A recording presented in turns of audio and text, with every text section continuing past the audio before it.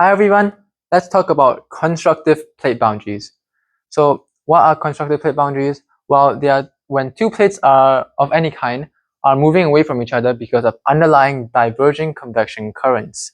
So we can visualize this on a diagram. So you have two plates, whatever thickness because it doesn't matter.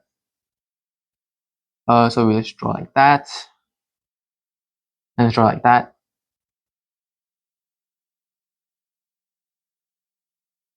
And then you draw convection currents, which are diverging, so they're going away from each other.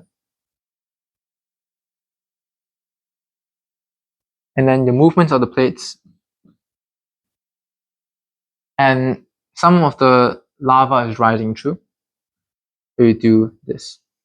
There's a rough sketch, and we can move on to our landforms now. So you have fissures over here, which are just cracks when the plates are moving apart. So it's just visualized by this area. You can label it or label the gap basically as fissures. And pillow lava formation, essentially, when the lava rises out, it forms these blobs of lava.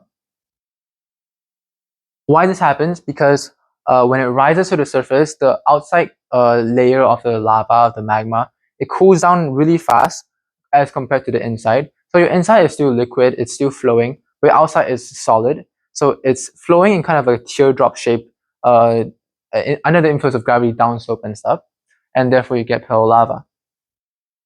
Similarly, volcanoes, basically the eruption of the magma becoming lava. So they come hand in hand. Now you have the development of ocean ridges, which are kind of tall mountains, really sharp and steep mountains on the seafloor. And this is just the accumulation of all the lava and material that has risen up. Then you have transform faults and fracture zones. We can draw another diagram to visualize this. Let's draw it down here. So we're gonna draw like a plane like this, and we draw this as your plates moving apart. So you have one of your ocean ridge over here, but then your ocean ridge that does not continue over here, it actually continues over here. They're both moving away, remember, it's like this, but they're moving at different speeds. So this may be moving really fast, but this may be moving really slow. Um, um, so if you just look at this in itself, actually we kind of need to rearrange this because this side is going. So this side is going very fast, this side is going very slow. So you have this wanting to go this way, which causes a lot of pressure. So it kind of creates a mini transformer, a mini conservative plate boundary within this constructive plate boundary. So you have a buildup of pressure when the rocks get stuck with each other, and that leads to a fracture of this area because the ridge is gone from the original position, and also transform faults, which you can show as the gap between the two ridges. Earthquakes happen because of the buildup of pressure, and C4 spreading occurs when you have too much mass with all your pillow lava and your ridges. So the landform kind of slumps down, like a landslide essentially, which flattens out the ridge, and also known as ridge push. And that's how you get your oceans spreading out and not just building into really tall mountains. Next one, we have rift valleys, gerbends, and horst. You can draw in another diagram. We have to draw 5 blocks this time. One is towards this, and another is like this, going down. And then one more that is up. You can draw higher up. And then one more going down. And last one, similar to this. Let's erase this, go away. So these two plates are moving apart. These are the main plates moving apart. You have your convection currents driving them away. Split this up.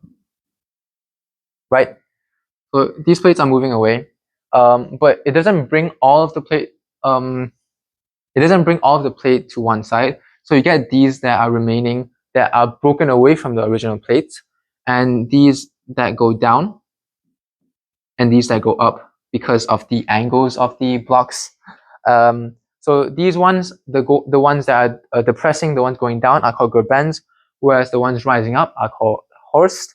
And these kind of depressed areas, basically a combination of the gerbends and horst, are called rift valleys. And we can move on to real life examples. The Mid-Atlantic Ridge, or Iceland in the north, is a good example of volcanoes and ocean ridges. Mid-Atlantic Ridge is formed by both North American and Eurasian plate moving apart, as well as the South American plate and African plate moving apart. So you can see the large scale that this is happening at. And Iceland is a good example of the volcano. I cannot pronounce the name of it, but it's from the North American plate and Eurasian plate splitting apart. You also have the East African Rift Valley. It's purely by the African plate splitting apart itself. And you can draw it as this, and you can describe the same thing. And it's the best example we have of a rift valley forming. So that sums it up for constructive plate boundaries. I hope you guys enjoyed, and I'll see you in the next video.